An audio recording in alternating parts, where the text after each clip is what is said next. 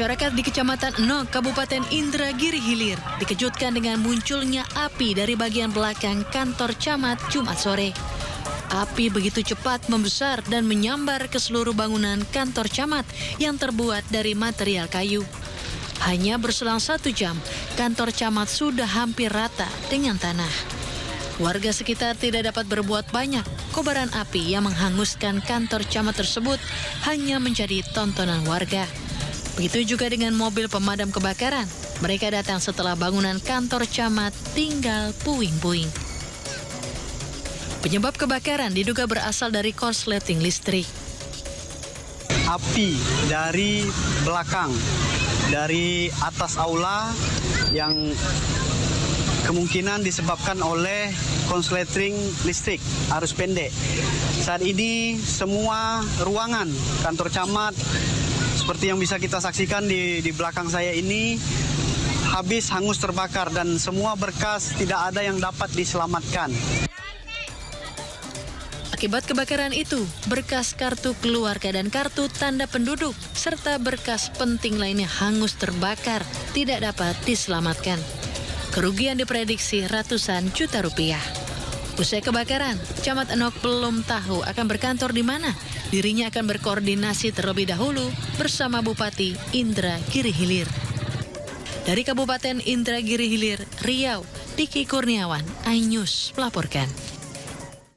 Pemirsa, dini hari tadi banjir menerjang pemukiman warga di Kabupaten Cirebon, Jawa Barat.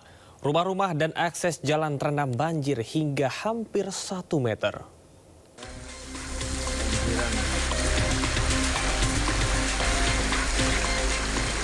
Banjir menerjang 3 desa di Kecamatan Gunung Jati, Kabupaten Cirebon, Jawa Barat. Rumah-rumah warga dan akses jalan terendam banjir setinggi hingga hampir 1 meter. Warga langsung berupaya memindahkan barang-barang mereka ke tempat yang lebih tinggi. Sementara sejumlah warga yang rumahnya terdampak paling parah mengungsi ke rumah sanak saudara. Sangat tinggi sekali, jadi untuk yang kebanjiran di sini tidak semua, cuma satu lokal saja, karena kan memang untuk dataran tanah ini lebih pendek, jadi air dari jalan masuk ke dalam rumah. Ada yang terdampak nggak lalu lintas atau apa gitu? Untuk lalu lintas masih terpantau masih lancar, namun harus hati-hati karena memang jalan licin. Adapun banjir ini terjadi usai hujan deras mengguyur kawasan ini dengan intensitas tinggi. Dari Cirebon, Jawa Barat, Mahardika, iNews melaporkan.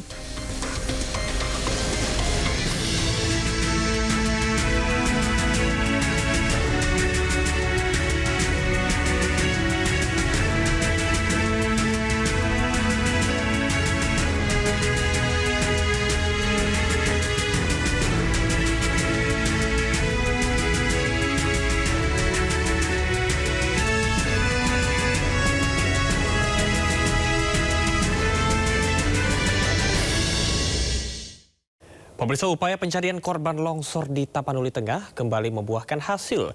Setelah menyusuri medan yang sulit dan titik rawan longsor, tim gabungan menemukan 1 korban dalam kondisi meninggal dunia.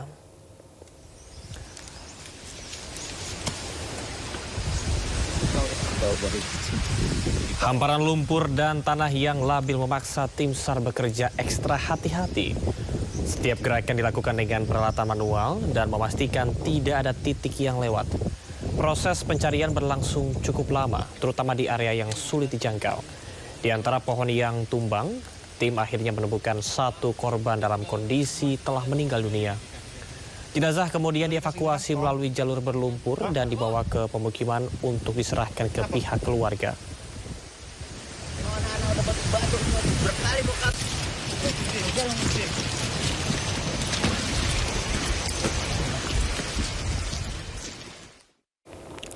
Puluhan warga di pengungsian Gor Pandan di Kabupaten Tapanuli Tengah, Sumatera Utara mulai terserang berbagai penyakit. Mereka pun mengeluhkan minimnya ketersediaan air bersih.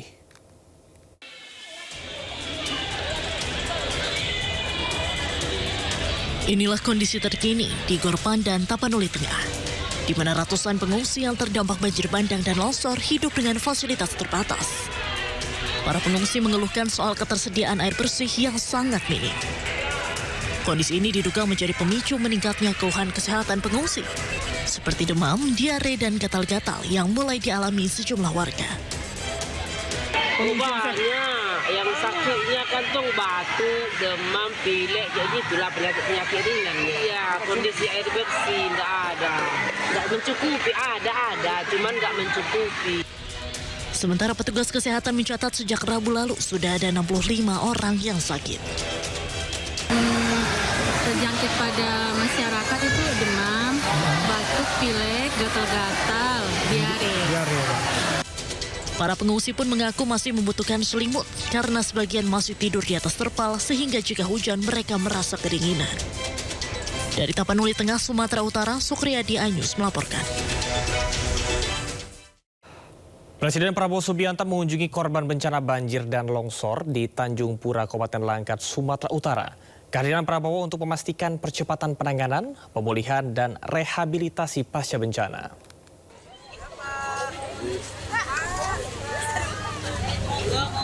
Setibanya di lokasi pengungsian yang berada di Madrasah Aliyah Negeri Man 1 Langkat, Sumatera Utara, Presiden Prabowo langsung meninjau area dapur umum yang menjadi pusat penyediaan makanan. Prabowo ingin memastikan proses pengolahan dan distribusi makanan berjalan lancar serta mencukupi kebutuhan seluruh pengungsi.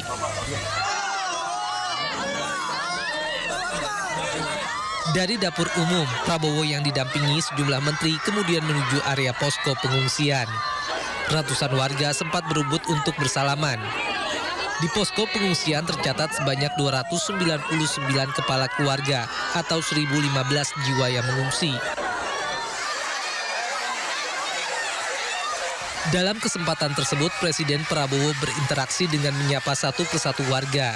Prabowo juga menyapa sejumlah anak-anak untuk menanyakan kondisi mereka di pengungsian.